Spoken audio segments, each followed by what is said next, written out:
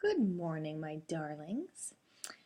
I am going to do a screencast for you today where I pick up where we left off on Friday when I was teaching you how I moved from the plan for my feature article to the actual paragraphs that will appear in my article.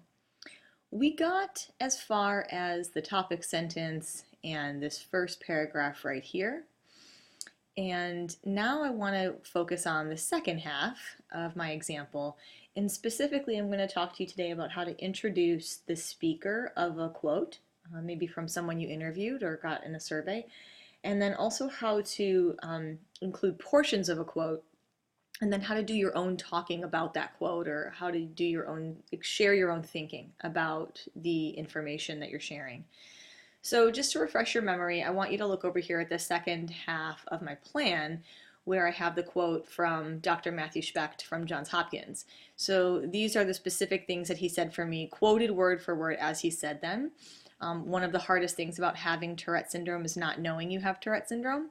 And then the other thing he said in my interview of him was that on average, my patients have lived with symptoms of Tourette's for 5 years before seeking medical support. This can happen because people try to hide their tics from others due to embarrassment. People with TS learn at an early age that they are different, but they don't know why they're different. And sadly, these differences often are the target for bullying, which can make kids want to hide their tics even more. So now let's take a look at how I incorporated this quote from Dr. Specht into my own writing. I want you to pay attention here to the very beginning where I do directly quote him, and look how I gave him credit and identified who said these words. One of the hardest things about having Tourette syndrome is not knowing you have Tourette syndrome, comma, end quotation mark, Dr. Matthew Specht, a Tourette's researcher at Johns Hopkins University Hospital, explains. Pause right here. Let's go back and kind of pull apart how I did this. I chose to start with his quoted speech, and it is in quotation marks because it is word for word the way he said it to me. So I have the quote, and then I need to say who said this quote. And it's really important to pay attention to the punctuation here. You need a comma at the end of the quote, followed by a quotation mark to end the quote. And then I identify the speaker. I say Dr. Matthew Specht. But I don't just say Dr. Matthew Specht explains. I have to say who he is. It's not enough to just say he's a doctor. I have to show my reader why they should listen to him, why they should respect his opinion, why does he have any right to speak on this topic. And so after a parenthesis here, I explain that Dr. Matthew Specht is a Tourette's researcher at Johns Hopkins University Hospital. That's an important piece to include.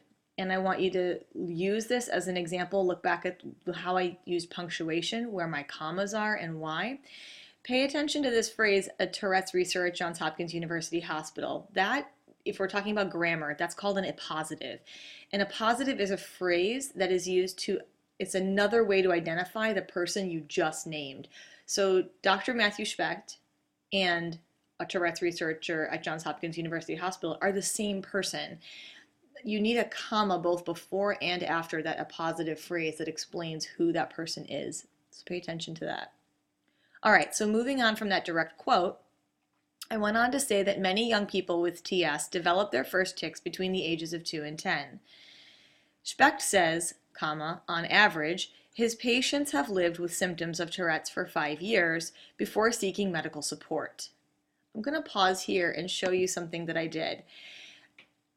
This phrase, Specht says that, allows me to take some of his quote over here, the information I got from him, and present it in my article as reported speech rather than a direct quote. And the reason that I did that was I wanted to increase the variety of my writing. I didn't want to use all quotes all the time.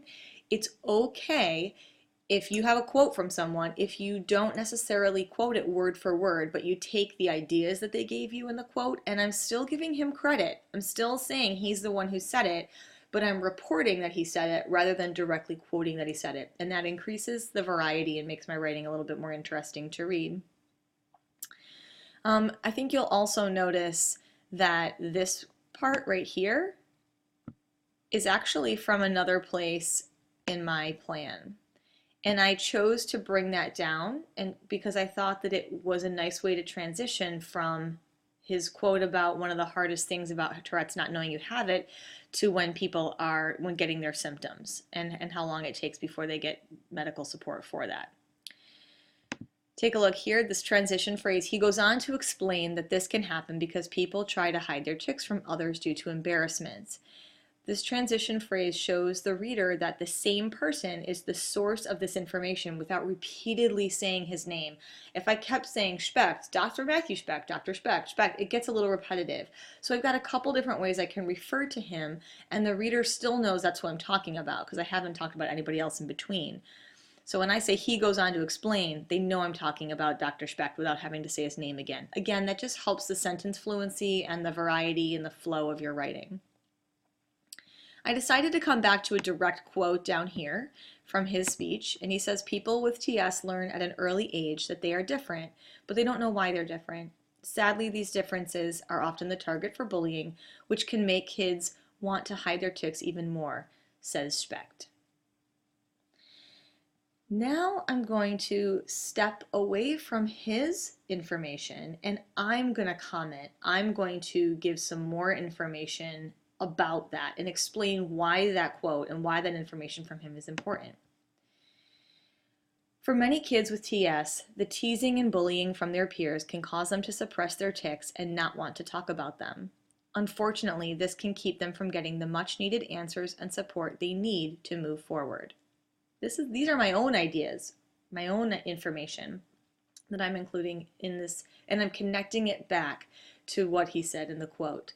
So as you see in my comment over here, my own comments about the quote, it makes it clear to my audience why I included the quote and how they're supposed to think about it. This is pretty important. You want to make sure that you're, in your own writing, telling your reader how they should be thinking, what they should be thinking about the quotes and the information that you're providing them. That's part of your job as the author, is to help them make sense of all this information and do it clearly. Okay, that's the end of that little bit. There's just one more thing that I wanted to tell you that's kind of disconnected from this model. And I just typed it down here so that you could see it. Some kids were asking me, how do I, if I can't say I and refer to myself in the first person in my article, how do I talk about the people that I interviewed? Let's say I surveyed people and I want to say that, you know, I surveyed 15 people and 4 of them said this, but I can't say I. How do I do it? This is how you do it. You might say, of the 14 people interviewed, 7 believe that, or out of the 12 people interviewed, 25% said. So you don't even have to say I, you're just stating that people were interviewed. The reader will know you're the one who did it without you saying it. Okay, I hope that was helpful. Please feel free to go back, rewatch this, pause at certain points, and use this as a model as you continue your drafting of your body paragraphs today.